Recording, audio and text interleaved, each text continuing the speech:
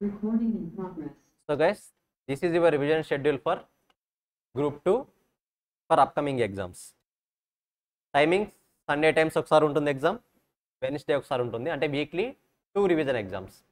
Sunday morning time ఉంటుంది, Wednesday evening time ఉంటుంది. Question paper will be for 100 marks, 25 marks for each subject. Nothing but మనకు four papers ఉన్నాయి కదా, 4 papers దానికి సంబంధించిన క్వశ్చన్స్ వస్తాయి.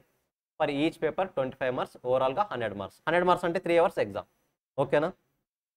ఎక్కడి నుంచి వస్తాయి questions? MTPs, RTPs, target academy materials, board materials, scanners ఎక్కడి నుంచైనా రావచ్చు. So be prepare for that. Answers will be provide within 3 days from the completion of the exam. Once exam complete అవ్వగానే within 3 daysలో మీకు suggested answers వచ్చేస్తాయి, as well as మీ answer sheets కూడా వచ్చేస్తాయి. మీరు ఎక్కడ మిస్టేక్ చేశారన్నది ఈజీగా వెరిఫై చేసుకోవచ్చు. Important chapters in all subjects are covered twice or thrice in the schedule. ఏవైతే హై వెయిటెడ్ టాపిక్స్ ఉంటాయో వాటిని రివిజన్ లాగా మరీ ప్లాన్ చేస్తుంటాం. అంటే మోర్ దాన్ 1 time కవర్ అవుతుంది, అట్లీస్ట్ 2 times అయినా కవర్ అవుతుంది ఇంపార్టెంట్ చాప్టర్స్ అయితే. So first 6 exams are very important, not advisable to skip. ఖచ్చితంగా ఫస్ట్ 6 అనే కాదు, ఆల్మోస్ట్ ప్రతి ఎగ్జామ్ ఇంపార్టెంటే. బట్ అందులో ఫస్ట్ 6 ఎగ్జామ్స్ మోస్ట్ మ్యాండేటరీ. ఎందుకు అంటున్నాను అంటే ఈ ఫస్ట్ 6 ఎగ్జామ్స్లో కవర్ చేసే టాపిక్స్ మోస్ట్లీ నెక్స్ట్ టైం మరీ రివిజన్ అవుతాయి, కానీ ఫుల్ ఫ్లెడ్జ్డ్గా అవ్వవు. జస్ట్ వేరే కాన్సెప్ట్స్తో రివిజన్ పార్ట్గా యాడ్ అవుతాయి. So mostly first 6 exams are mostly important టాపిక్స్నే ప్రొవైడ్ చేయడం జరుగుతుంది, అంటే ఇంపార్టెంట్ ఎగ్జామ్స్నే కండక్ట్ చేయడం జరుగుతుంది. వీటి వల్ల బెనిఫిట్ ఏంటి అంటే మీరు బాగా పర్ఫామ్ చేయగలుగుతున్నారు అనుకుంటే మిగతా పేపర్స్ మీద కాన్ఫిడెన్స్ వస్తుంది, మిగతా ఎగ్జామ్స్ మీద. బాగా పర్ఫామ్ చేయట్లేదు అంటే ఆటోమేటిక్ దాని మీనింగ్ ఏంటి? ఇంకా ఎక్కువ ఎఫర్ట్స్ పెట్టాల్సిన అవసరం ఉంది అని ఒక ఇండికేషన్ వస్తుంది మీకు. సో ఒకసారి షెడ్యూల్ కూడా చూపిస్తున్నా, జస్ట్ గ్లాన్స్ లాగా. Paper 9, paper 10, paper 11, paper 12. Let's say 10th April డెఫినెట్గా 4 పేపర్కి సంబంధించిన కాన్సెప్ట్స్ మీకు ప్రొవైడ్ చేస్తారు. ఓన్లీ ఆ టాపిక్స్ మాత్రమే చదవండి, మిగతావి ఏవి చదవద్దు. సేమ్ అలా from 10th April to 29th May. From 10th April to 29th May almost 15 exams, 15 to 16 different type of papers. Almost 60 papers cover అవుతాయి, 60 times మనం ఎగ్జామ్స్ రాసినట్టు అవుతుంది ఆల్మోస్ట్. దాంతోపాటు అల్టిమేట్గా 2, 4, 6, 8 mock exams, pre final exams, mock exams. ఇప్పుడు చాలామందికి ఒక doubt వస్తుంది, సార్ ఇది పాసిబులా, కవర్ చేయడం పాసిబులా? మీరు బాగా అబ్జర్వ్ చేస్తే సిలబస్లో పేపర్స్ లెట్స్ సే పేపర్ 9లో ఈజీ కాన్సెప్ట్ ఉంది అంటే అల్టిమేట్గా పేపర్ 10లో టఫ్ కాన్సెప్ట్ ఉండొచ్చు, nothing but high weightage topics ఉండొచ్చు. 3 daysలో సిలబస్ కవర్ అయ్యే విధంగానే సిలబస్ ఉంటుంది, 3 daysలో పోర్షన్ కవర్ అయ్యే విధంగానే సిలబస్ ఉంటుంది. అంటే నథింగ్ బట్ ఓఎంలో టఫ్ కాన్సెప్ట్ ఉందనుకోండి, ఆటోమేటిక్గా మిగతా పేపర్స్లో ఈజీ కాన్సెప్ట్ ఉంటుంది. సో దట్ ఒక పేపర్ డిఫికల్టీ ఉన్న ఇంకో పేపర్ ఈజీగా మీరు హ్యాండిల్ చేయొచ్చు. మన డెడికేషన్ మీద డిపెండ్ అవుతుంది, మీరు ఈజీగా రాయగలరా లేదా. ఫస్ట్ ఆఫ్ ఆల్ మనం ఆ మైండ్ సెట్ని ప్రిపేర్ చేసుకోవాలి. సో జాగ్రత్తగా వినండి. వన్స్ ఈ రివిజన్ షెడ్యూల్ వచ్చిన తర్వాత ఆల్మోస్ట్ అందరు స్టూడెంట్ని బేస్ చేసుకొని నేను స్టూడెంట్ని 3 categories డివైడ్ చేస్తాను. ఇప్పుడు స్టూడెంట్స్ని 3 categories డివైడ్ చేయొచ్చు. ఆ కేటగిరీస్ అర్థం అవ్వాలంటే నేను ఒక స్టోరీ చెప్పాలి ఇప్పుడు మీకు. 2011 వరల్డ్ కప్ జరిగింది మనకు ఒకటి, 50-50 ఇండియా క్రికెట్ వరల్డ్ కప్ 2011లో ఫైనల్ వరకు ఇండియా, శ్రీలంక వచ్చాయి. ఓకేనా? ఫైనల్లో ఏది గెలిచింది ఐడియా ఉందా? ఫైనల్ వరకు ఇండియా, శ్రీలంక వచ్చాయి, ఫైనల్లో ఇండియా గెలిచింది. ఆ ఫైనల్ మ్యాచ్లో అంతవరకు బాగా ఆడని ధోని ఫైనల్ మ్యాచ్లో బాగా ఆడాడు. జస్ట్ ఈ స్టోరీ గుర్తుపెట్టుకోండి. 2011 world cup, Indian world cup, cricket world cup, India, Sri Lanka ఫైనల్కి వచ్చాయి. అంతవరకు బాగా ఆడని ధోని ఫైనల్ మ్యాచ్లో బాగా ఆడాడు. సో ఇండియాకి వరల్డ్ కప్ ఎవరు తెచ్చారంటే ఆల్మోస్ట్ ధోని అని చెప్తారు. ఇప్పుడు అంతగా ట్రెండ్ అయింది ఆ న్యూస్. ఇప్పుడు దీనివల్ల మనకి ఏం తెలుస్తుంది? ఇండియా, శ్రీలంక ఫైనల్కి వచ్చాయి అంటే దాని మీనింగ్ ఏంటి? మిగతా టీమ్స్ కన్నా 2 బాగా ఆడాయని కదా.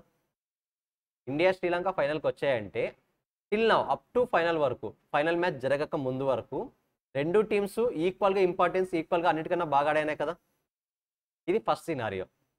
సెకండ్ సినారియో, శ్రీలంక అప్పటి వరకు బాగా ఆడింది, ఒక్క ఫైనల్ మ్యాచ్లో మాత్రమే మిస్టేక్ చేసింది.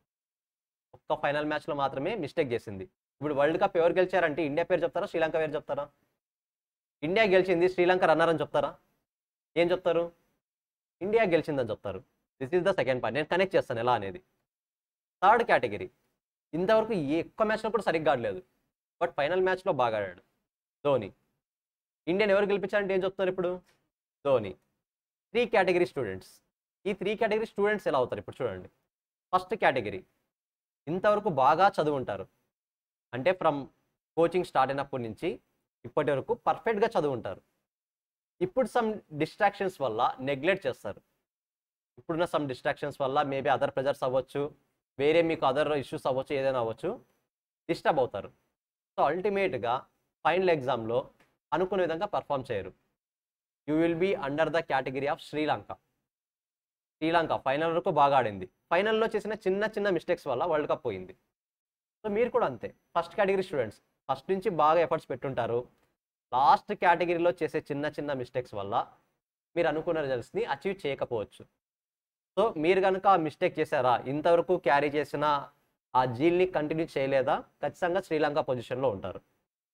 సెకండ్ కేటగిరీ ఆఫ్ స్టూడెంట్స్, ఇంతవరకు బాగా చదువుంటారు, ఇప్పుడు కూడా బాగా చదువుతారు అలాగే. సో ఇంతవరకు కంటిన్యూ చేసిన జీల్ని ఇంత తర్వాత కూడా కంటిన్యూ చేస్తారు. You will be under the category of India. Final వరకు బాగా ఆడింది, ఫైనల్లో కూడా బాగా ఆడింది. సో ఇండియా వరల్డ్ కప్ ఎవరు గెలిచారంటే ఏం చెప్తారు? Ultimately India. Second category students వీళ్ళు. థర్డ్ కేటగిరీ స్టూడెంట్స్ ఉంటారు, మోస్ట్లీ వీళ్ళు ఎక్కువ ఉండొచ్చేమో మేబీ. ఇంతవరకు అస్సలు చదవలేదు, ఓకే ఏం కాలేదు, ఫైనల్లో ఇప్పుడు చదివి చూపించు, అవుతుంది కదా. ఇండియాని ఎవరు గెలిపించారంటే ఏం చెప్పారు? ధోని. సో ఇప్పుడు మీరు ఒక ధోని అవ్వండి, ఎందుకు అవ్వదు పాసిబిలిటీ? మరి ఇప్పుడు క్రికెట్కి వెళ్ళొద్దు అలా అని చెప్పేసి. నేను ఎగ్జామ్స్ పరంగా చెప్తున్నా. ఇంతవరకు సరిగ్గా చదవలేదు, ఓకే ఏం కాలేదు, బట్ ఇప్పటికీ ఇంకా 2 months టైం ఉంది మనకి. ప్రాపర్గా ప్లాన్ చేసుకుంటే 2 monthsలో అచీవ్ చేయడం పాసిబులే. మోస్ట్ ఆఫ్ ది స్టూడెంట్స్ ఎక్కువగా సింగిల్ గ్రూప్కి టార్గెట్ చేస్తున్నారు కాబట్టి 2 monthsలో సింగిల్ గ్రూప్ని అచీవ్ చేయడం ఈజీనే. It is possible. ఇంతవరకు జరిగింది మర్చిపోండి. ఆ ఫైనల్ మ్యాచ్లో ధోనిని ఇంతవరకు సరిగ్గా ఆడలేదు, ఫైనల్ మ్యాచ్ ఒకటి ఏం ఆడతావు అని చెప్పేసి వదిలేస్తుంటే గెలిచేది కాదు, ధోని హైలైట్ అయ్యేవాడు కూడా కాదు. సో మీరు అదే పొజిషన్లో ఉన్నారనుకోండి, ఇప్పుడు ఇంతవరకు చదవలేదు, ఓకే ఇప్పటికైనా ఆ డిస్ట్రాక్షన్స్ ఏమైనా ఉంటే మీకే తెలియాలి, ఆ డిస్ట్రాక్షన్స్ ఏమైనా ఉన్నాయేమో అని, డిస్టర్బెన్సెస్ ఏమైనా ఉన్నాయేమో అని. వాటన్నింటినీ పక్కన పెట్టేసి ఈ 2 months కష్టపడండి. Definitely you will be under the category of Dhoni. So ఈ 3 కేటగిరీస్ తప్ప స్టూడెంట్స్లో ఇంకే కేటగిరీస్ కూడా ఉన్నారు. ఇంతవరకు బాగా చదివిన వాళ్ళు నెక్స్ట్ 2 months కంటిన్యూ చేయాలా వద్దా అని ఆలోచించేవాళ్ళు. ఇంతవరకు బాగా చదివిన వాళ్ళు సెకండ్ కేటగిరీ, నెక్స్ట్ 2 months కూడా కంటిన్యూ చేయాలని థాట్లో ఉన్నవాళ్ళు. థర్డ్ కేటగిరీ, ఇంతవరకు అసలు చదవలేదు, రిమైనింగ్ 2 months అనేది టార్గెట్ చేద్దాం అనుకునేవాళ్ళు. ఇంకా ఫోర్త్ కేటగిరీ, ఇంతవరకు చదవలేదు, ఇక ముందు కూడా చదవను, ఆల్రెడీ వాళ్ళు ఫైనల్కి రాలేదు, వెళ్ళిపోయారు ముందుగానే, వాళ్ళు ఫైనల్ లిస్ట్లో ఉండరు ఇంకా అల్టిమేట్లీ. ఎందుకంటే ఫైనల్లో 2 teams ఉంటాయి. ఆ 2 teamsని 3 categories డివైడ్ చేస్తాం. అప్పుడు ఆ 3 categories ఇక్కడ ఉన్నారు. ఈ 3 categoriesలో మీరు లేరు అంటే డెఫినెట్గా యు ఆర్ ఆల్రెడీ స్కిప్ చేసినట్టే ఇంకా అటెంప్ట్ని. ఐ హోప్ నాకు తెలిసినంత వరకు ఆ కేటగిరీలో అయితే ఎవరు లేరు. మీరు ఫస్ట్ కేటగిరీలో ఉన్నా, సెకండ్ కేటగిరీలో ఉన్నా, థర్డ్ కేటగిరీలో ఉన్నా ఈ 2 monthsని పర్ఫెక్ట్గా యూటిలైజ్ చేసుకుంటే రిజల్ట్ మన చేతిలో ఉంటుంది. ఓకేనా? రిజల్ట్ డెఫినెట్గా మన చేతిలో ఉంటుంది. ఇంకా డిసిషన్ మీకే. నేను ఫస్ట్ కేటగిరీలో ఉండాలా శ్రీలంక పొజిషన్లో, సెకండ్ కేటగిరీలో ఇండియా పొజిషన్లో ఉండాలా, థర్డ్ కేటగిరీలో ధోని పొజిషన్లో ఉండాలా, మీ ఇష్టం. ఓకేనా? కాస్త సిన్సియర్గా ఆలోచించి కావాలంటే ఒక 1 hour దీన్ని స్పెండ్ చేయండి టైం. నేను ఏ కేటగిరీలో ఉండాలి డిసైడ్ అవ్వండి. డిసైడ్ అయ్యి ఒక ప్రాపర్ కంక్లూజన్ తీసుకోండి. క్లియర్? సో రివిజన్ షెడ్యూల్ మీకు హార్డ్ కాపీ కూడా వీలైన త్వరగా వచ్చేస్తుంది. సో ఒకసారి బాగా అనలైజ్ చేసి ప్రాపర్గా ప్లాన్ చేసుకోండి. ఓకేనా? మీరు ఒకసారి బాగా అబ్జర్వ్ చేస్తే కొన్ని ఇంపార్టెంట్ చాప్టర్స్ రివైజ్ అవుతున్నాయి, మీకు చూపిస్తాను కొన్ని చాప్టర్స్. ఇక్కడ చూడండి, all chapter MCQs revision, budgetary controls one of the revision important chapter కాబట్టి revision, standard costing one of the important chapter కాబట్టి revision, marginal costing more important chapter కాబట్టి సెకండ్ టైం రివిజన్. డెఫినెట్గా రివైజ్ అవుతాయి chapters, important chapters అన్నీ కూడా. So మీకు sufficient టైమే దొరుకుతుంది, నో నీడ్ టు వరీ. కాకపోతే 2 months మన డెడికేషన్ మ్యాటర్స్. ఓకేనా? సో ప్రాపర్గా ప్లాన్ చేసుకోండి. అట్ ఎనీ కాస్ట్ వీలైనంత వరకు ఏ ఎగ్జామ్ కూడా స్కిప్ చేయడానికి ట్రై చేయొద్దు. Time management more important. ఖచ్చితంగా 3 hours కంప్లీట్ చేయడానికి ట్రై చేయండి.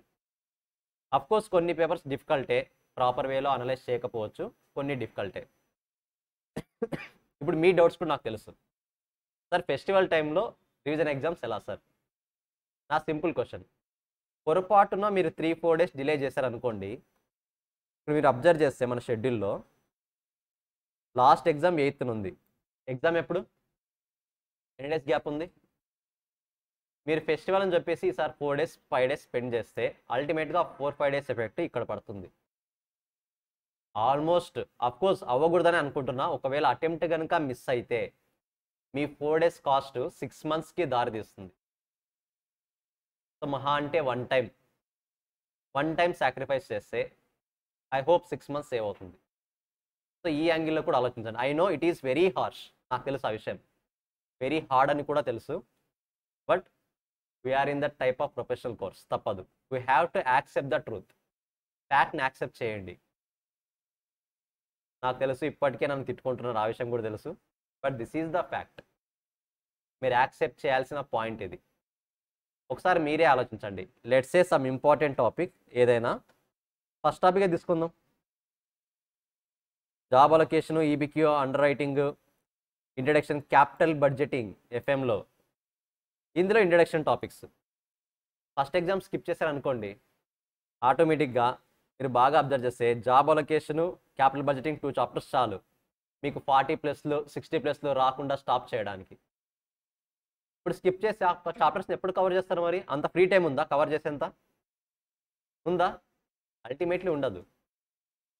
సో కాబట్టే చెప్తున్నా, ఈ 2 months వరకు కాస్త అన్ని విషయాలు పక్కన పెట్టేసి హార్డ్గా ట్రై చేస్తే డెఫినెట్లీ మీరు అనుకునే 6 months టైం సేవ్ అవుతుంది. డెఫినెట్గా సేవ్ అవుతుంది. ఓకేనా? సో దాని మీద కాస్త ఎక్కువ కాన్సన్ట్రేషన్ చేయండి.